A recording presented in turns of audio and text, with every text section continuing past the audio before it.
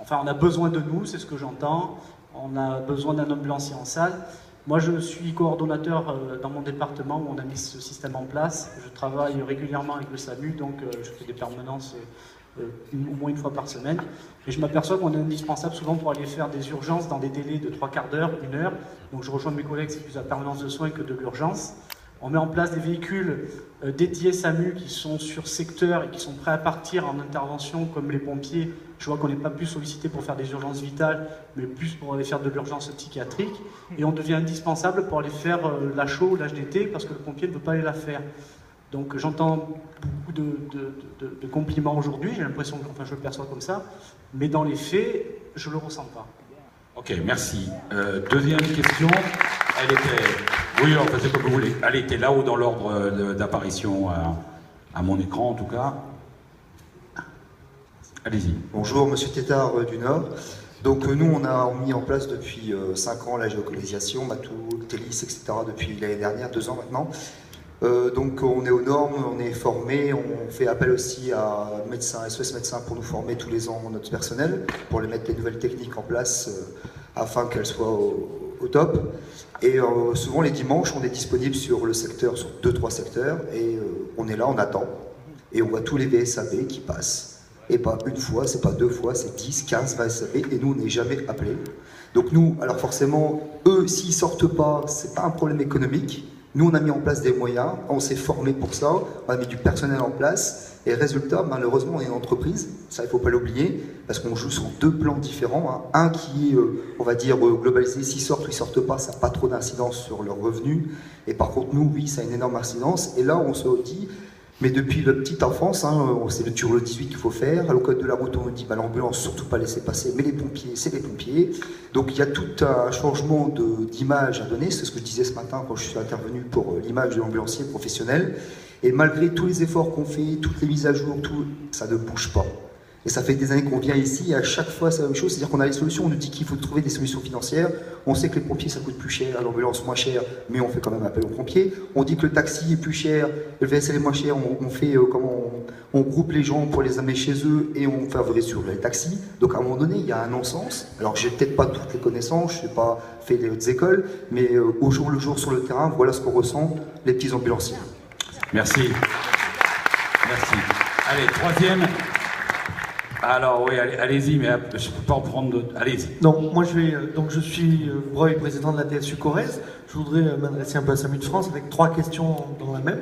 Déjà, par rapport aux carences, les carences, je veux bien qu'on en assume une partie, mais quand on entend ouvrir un discours et qu'on nous parle de carence, la carence souvent c'est de la faute à tout ce qui vient se dire, mais c'est aussi de la faute au SAMU, parce que nous, les ambulanciers, on sait faire, on saura mettre des moyens, et on les mettra n'importe quand, n'importe quel jour, et voire 24 heures sur 24, mais moins on a de missions, ce qui est le cas aujourd'hui, plus il y a de carences. Dans notre département, il y a 15 ans, il y avait 0 carence. Aujourd'hui, entre l'annexe 1 et tout ce qui s'est passé, il y a des carences, et c'est de la faute aux responsables politiques et à ceux qui oublient de nous déclencher. La deuxième question, c'est, vous, médecins de SAMU, en général en France, est-ce qu'un jour vous allez envoyer le bon moyen dans l'intérêt du patient? Là aussi, je m'explique. Quand vous avez un arrêt cardiaque, ou je vous prends un exemple concret, qui est un accident vasculaire cérébral, un soir, ou en Corrèze, ambulance de garde, DSA, formé par le CESU avec une obligation annuelle, des gens organisés, des gens de terrain, des gens formés, et formés par le SAMU. Et quand cet AVC tombe un soir, j'appelle pour leur dire « Mais putain, vous envoyez des moyens ?» En plus, on voit arriver le VLI de l'infirmière qui vient médicaliser ça, et qu'on vous répond « Ah oui, mais annexe 1, trouble de la conscience, je sais, vous étiez de garde, vous étiez d'ailleurs plus près que le centre de secours, où c'est le paysan, l'agriculteur, ou le charcutier du village qui est venu, mais l'annexe 1 a fait qu'on ne peut pas vous déclencher parce qu'il y a un trouble de la conscience. » Et la troisième chose, ce qui me fait peur, peut-être pour SAMU de France, mais je voudrais bien que vous m'expliquiez, c'est qu'aujourd'hui on est en train de supprimer un maximum les ambulanciers au profit des pompiers, et en plus on voit arriver ces VLI. Nous, je vous prends l'exemple de la ville de Brive-la-Gaillarde, on a une infirmière maintenant, 24 heures sur 24, 7 jours sur 7, qui suit tous les VSAB, alors y compris, je vous donne un exemple aussi, pour une cheville cassée à 200 mètres de l'hôpital, et on attend l'infirmière qui vient de je sais pas où, parce qu'elle est aussi volontaire, et qui vient médicaliser ça. Donc ce pseudo-véhicule, est-ce qu'il ne va pas vous faire de l'ombre? Et puis pour en finir, comment, Oui, pour finir. comment vous voyez vraiment l'ambulancier? Parce que c'est bien beau de dire tout ce qui a été dit là, mais s'il est bon, s'il est formé, s'il est plus rapide, et si c'est vraiment un professionnel de santé, pourquoi jamais vous l'activez? Et ça depuis 15 ans. Voilà. Merci. Allez, c'est la dernière ici. Une dernière question là, et après les réponses. Donc ma question est au docteur Braun. On avait l'occasion de se croiser lors de la MEX sur l'évaluation des transports urgents. Et après cette mission-là, j'avais croisé votre confrère Erdgen, donc représentant la FNSPF. Et je lui avais dit, mais vous nous parlez du secours. D'ailleurs, vous venez de nous le dire, il y a la différenciation entre le soin et le secours.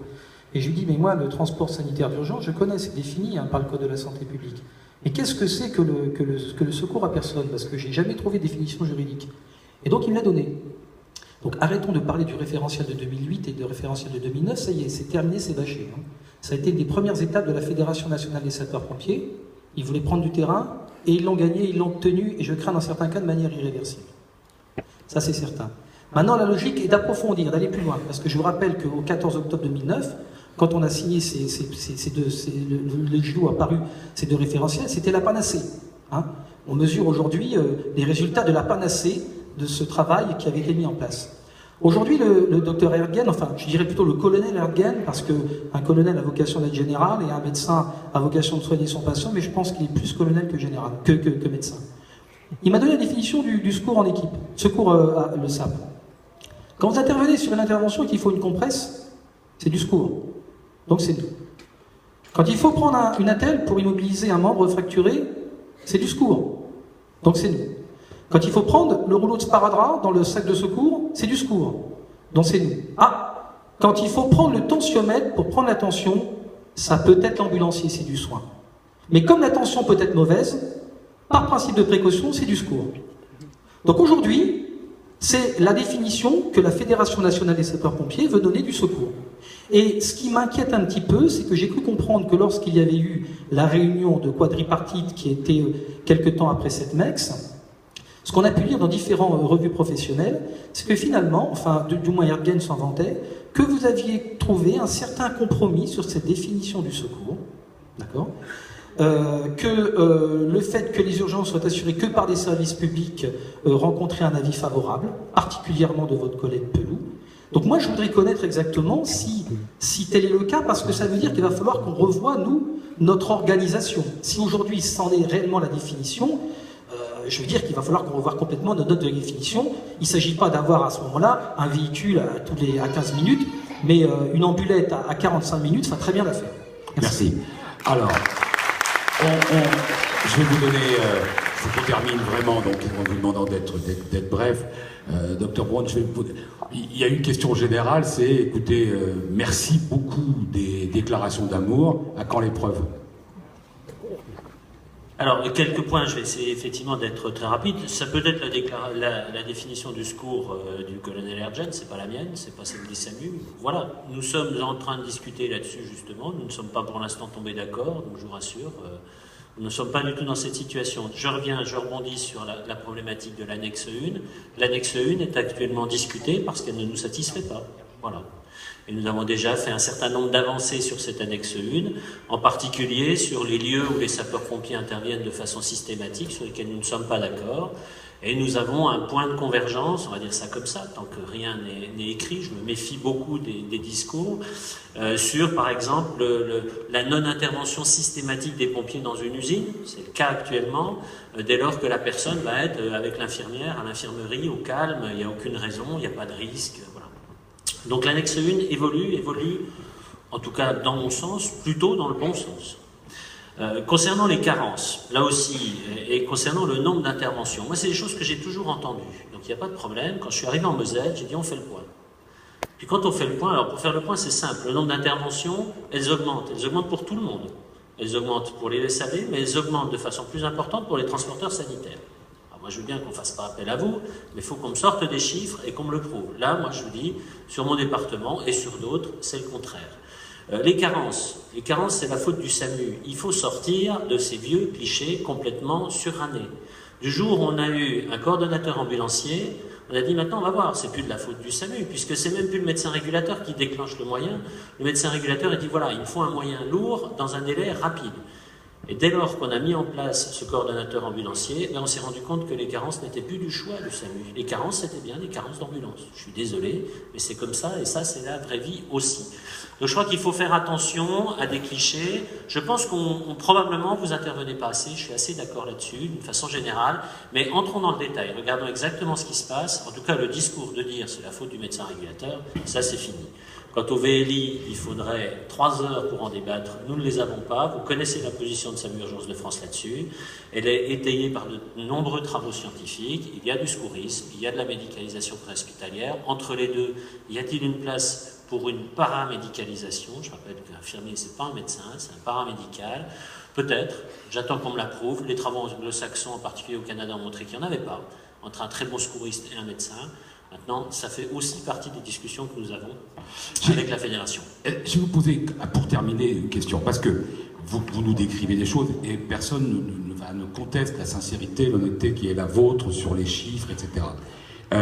Mais enfin, ce monsieur-là du Var, je crois, quand il vous dit qu'il a des outils perfectionnés, validés par vous, et qu'il voit passer d'autres véhicules pour aller sur l'urgence, c'est quand même qu'il y a un problème. Peut-être que les chiffres globaux, mais lui, il a un problème. Quand la personne là-bas vous dit la même chose, je veux dire, il se lève pas le matin en disant comment je vais les emmerder. Ils viennent pas ici avec l'idée de dire on va essayer d'emmerder le monde et leur dire que rien ne marche. Ce que je veux vous dire, c'est qu'il y a manifestement un certain nombre de problèmes. Vous avez une opinion générale que je ne mets pas en cause. Mais est-ce qu'il n'y a pas un problème systémique, c'est-à-dire dans l'organisation, qui fait... Parce que c'est quand même incroyable qu'au XXIe siècle, dans un pays comme la France, sur une question aussi vitale que les soins et l'urgence, on en soit encore à discuter de l'utilisation correcte des moyens de part et d'autre. Donc ma question, c'est pas votre volonté de mettre un régulateur, le 3e type, le 4e adjoint, le bouton vert, le bouton rouge. Est-ce qu'il n'y a pas une remise à plat à organiser de ce système qui manifestement ne fonctionne pas parfaitement bien, alors que dans ce domaine, on a besoin plutôt que ça marche parfaitement bien? Oui, j'ai jamais dit qu'il n'y avait pas de problème. Je pense que les problèmes ne sont pas majoritaires. Mais bien sûr, il y a des problèmes.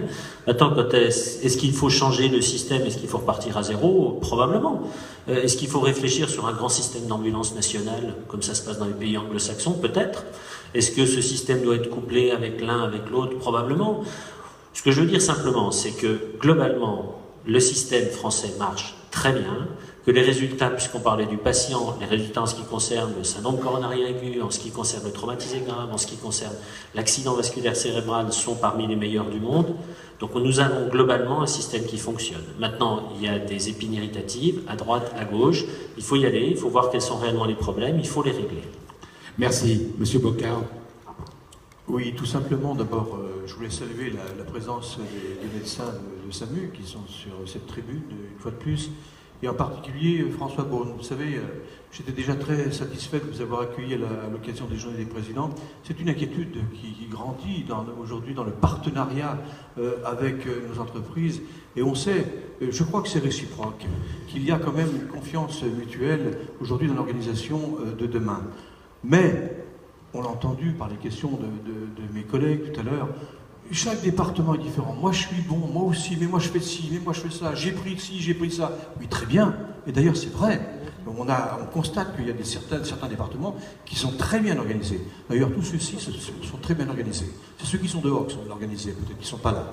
Mais je voulais le dire simplement parce que tant qu'on n'a pas aujourd'hui un règlement, tant qu'on n'a pas une organisation générale, nationale, dans ce problème aujourd'hui de l'accès aux soins, un cahier des charges qui soit posé, qui soit signé après par chaque personne, qui est déjà peut-être tout en place dans certains secteurs, on n'y arrivera jamais.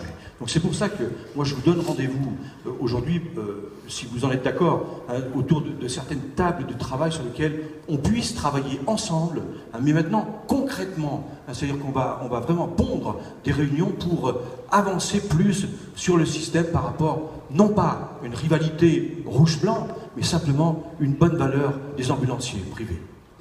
Merci à tous.